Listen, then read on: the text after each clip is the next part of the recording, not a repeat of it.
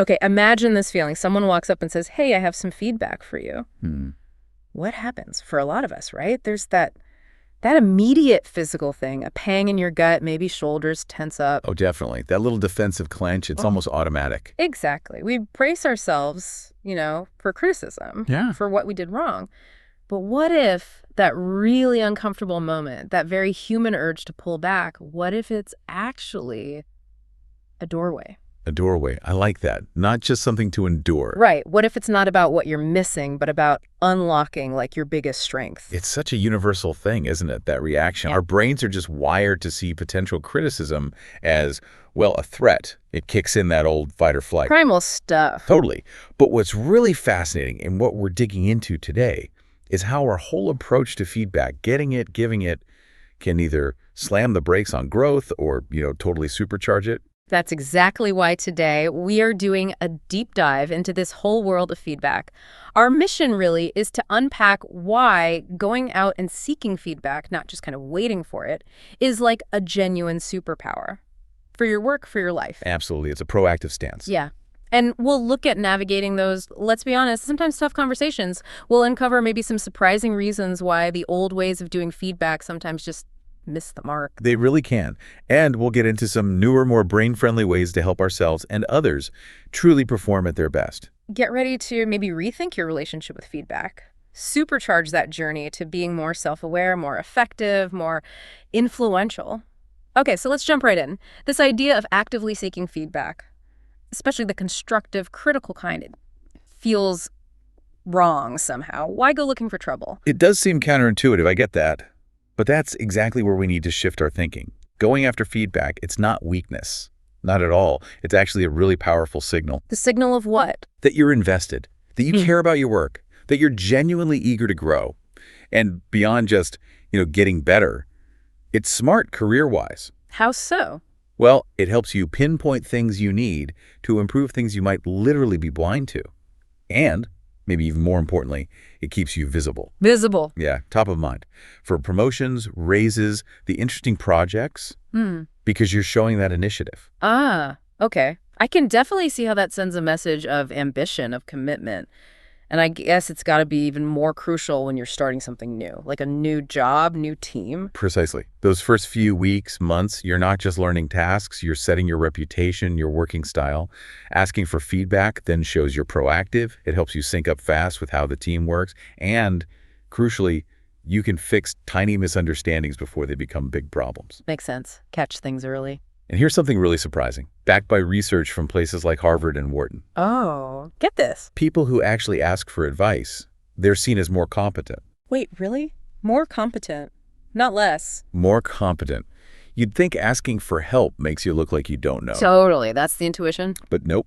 It actually builds trust and makes colleagues see you as more capable. That is, wow. Okay, that flips my thinking. So seeking feedback is also like holding up a mirror then to see those blind spots we all have. Exactly like a mirror. Wow. Things you do with totally good intentions that maybe land differently with other people. Feedback helps you see that gap. Uh-huh. The impact versus the intent. Right. And when you're the one asking proactively,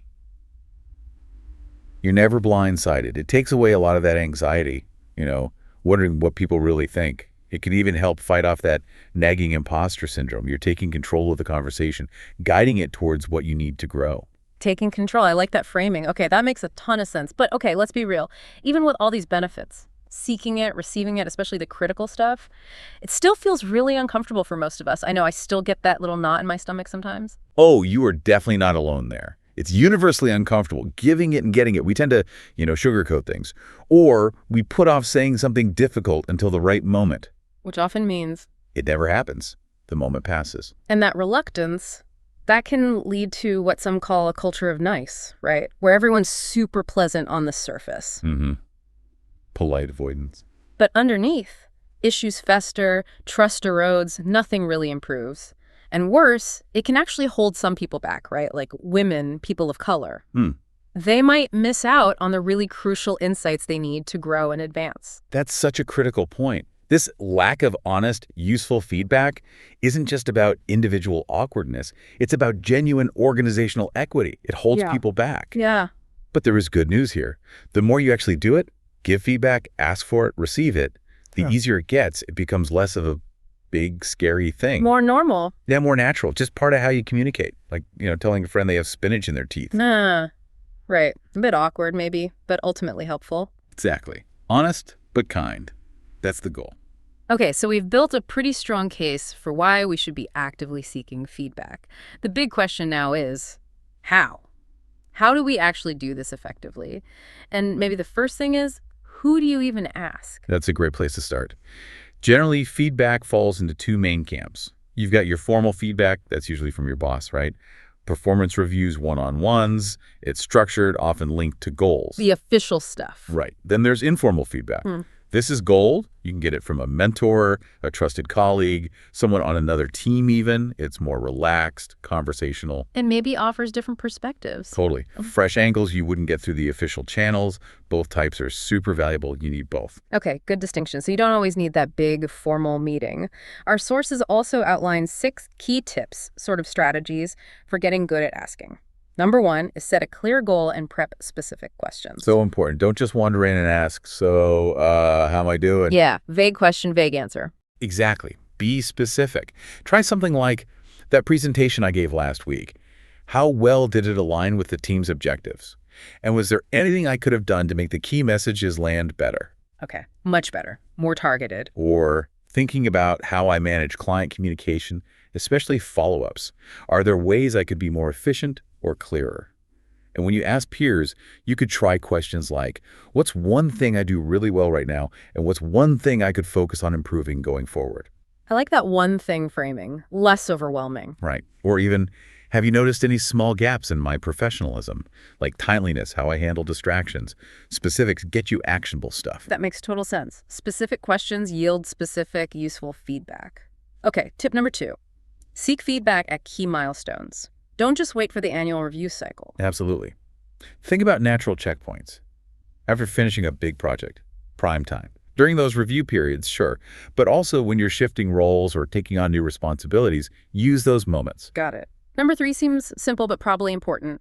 Schedule a time. Yeah, especially for more formal input, put it on the calendar. It gives both you and the other person time to actually think, to reflect. Allows for preparation. Exactly. For more casual stuff, quick chat and email, that can work fine too. But for deeper dives, book it. Okay. Number 4. Be an active participant. It's not just about sitting there and taking it. Right. Don't be passive. Take notes, jot down the key points, ask follow-up questions like, could you give me an example of that? Or help me understand that perspective better. Dig deeper. Clarify. Yeah, show you're engaged. It's a conversation, a two-way street.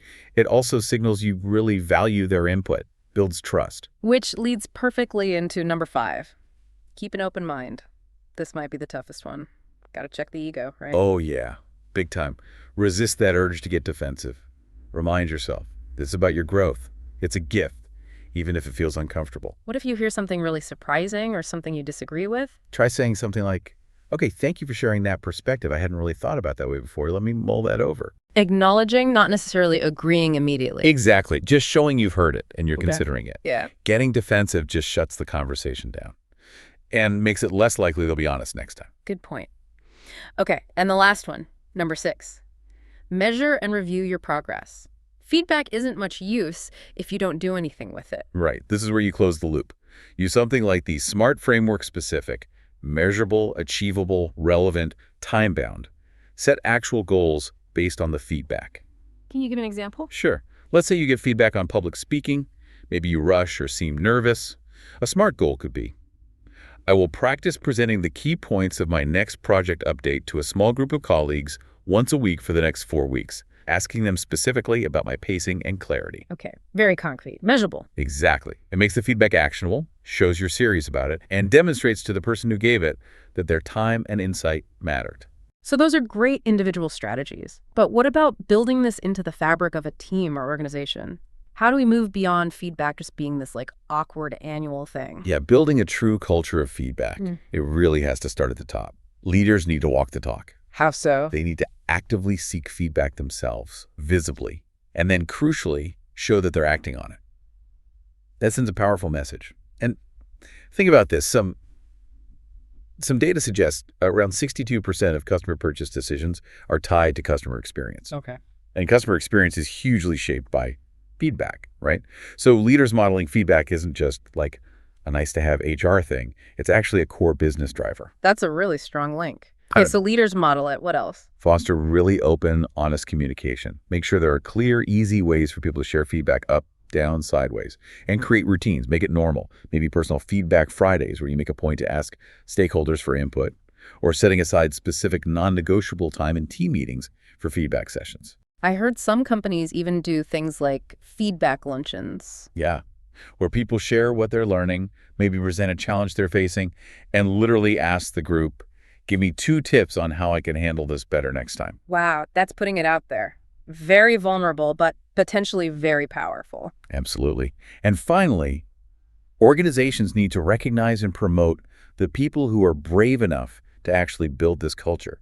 Put them in positions where they can influence others. Reward the behavior you want to see. That really does shift it from being scary to being just Mm-hmm. part of how things get done. An ongoing positive thing. Okay, but now, let's throw a bit of a curveball in here. Something that really challenges the way we usually think about feedback. It's this idea called the feedback fallacy. Ah, yes. This is fascinating stuff. So while we've established seeking feedback is vital, the argument here is that some of the traditional ways we give and receive it might actually get in the way of learning, might actually hinder growth. Exactly. It sounds paradoxical, but the research, particularly in psychometrics and neuroscience, points to some real issues with common feedback beliefs.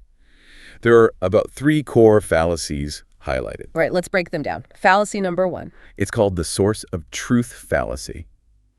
This is the belief that other people are somehow more objective about our weaknesses than we are, that they hold the truth about our performance. Yeah, that seems logical, right? They have an outside perspective. It seems logical, but decades of psychometric research paint a very different picture. Turns out, humans are, well, pretty unreliable raters of other humans. Unreliable how? Get this. More than half often, over 50% of your rating of someone else actually reflects your own biases, your personality, your rating patterns, not the person you're rating. Whoa, hold on. So if I rate your presentation, more than half of that rating is actually about me, my preferences, my style. Pretty much, yeah. It's called the idiosyncratic rater effect. And it's not random error, it's systematic. Like being colorblind for certain aspects of performance. Averaging more flawed ratings doesn't get you closer to the truth. It can actually amplify the distortion. Mind blown. Okay, so if others aren't the source of objective truth about me, what is? The only truly reliable source of truth about someone's experience is that person themselves, their own feelings, their own reactions. Think about it like a doctor asking about pain. They trust your rating of your pain, right? Similarly, we can only reliably share our own reaction to someone's actions, how it impacted us. So I can't tell you were a bad presenter, but I can say during that presentation I felt confused or I lost focus. Exactly. You're sharing your truth, your experience. And that's incredibly valuable data for the other person. But it's different from claiming objective judgment about their inherent skill. Okay, that's a massive shift. Huge. What's the second fallacy? The second one is the learning is filling a vessel fallacy. The old idea that learning is about acquiring stuff you lack, like pouring knowledge into an empty head or fixing a deficit. Yeah, find the weakness, fill the gap, standard practice. Right. But neuroscience tells a different story. Our brains actually grow most powerfully where we're already strongest.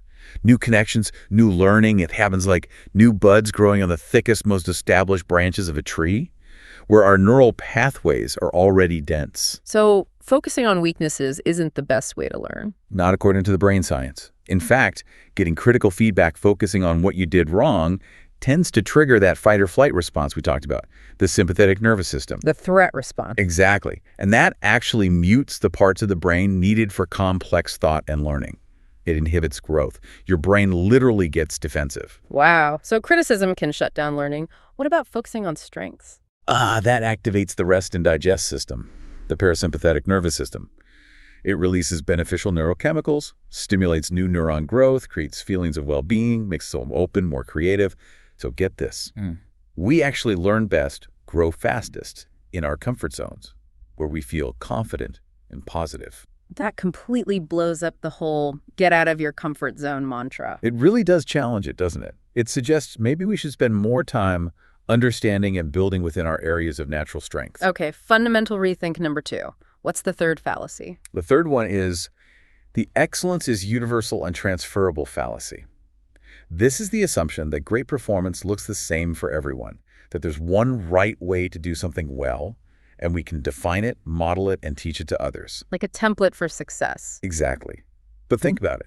Is there one way to be funny? Is Steve Martin's genius the same as Sarah Silverman's or Jerry Seinfeld's? No, completely different styles, all brilliant but unique. Right. Or think about elite athletes. Even something seemingly simple like shooting a free throw in basketball. Rick Barry had that famous underhand shot, totally weird, incredibly effective for him. Different top shooters have vastly different techniques. Excellence is idiosyncratic. It's unique to the individual. Okay, that makes intuitive sense. My path to doing something brilliantly might look totally different from yours, even if we achieve the same great result. Precisely. And here's the kicker. Studying failure tells you a lot about failure, but it tells you almost nothing about excellence. How so? Well, studying diseases tells you about diseases, not about health. Studying divorce doesn't teach you how to have a happy marriage. Excellence has its own patterns, its own ingredients, often completely different from the opposite of failure. In fact, sometimes excellence and failure even share traits. Think of strong egos in leaders can be key to success or lead to disaster. Or salespeople who take rejection really personally sometimes. That fuels the drive that makes them great. It's how those traits are channeled uniquely. So giving people feedback based on their gaps against some generic model of excellence might help them become adequate, maybe competent, but it will likely never help them achieve true, unique excellence. Okay, so if the traditional ways focusing on weaknesses against a standard model are flawed, what should we be doing? How do we apply this new paradigm, focus on strengths, and actually cultivate that unique excellence? It requires a shift in technique. The first thing is to actively look for outcomes. When you see someone do something, anything, that just works.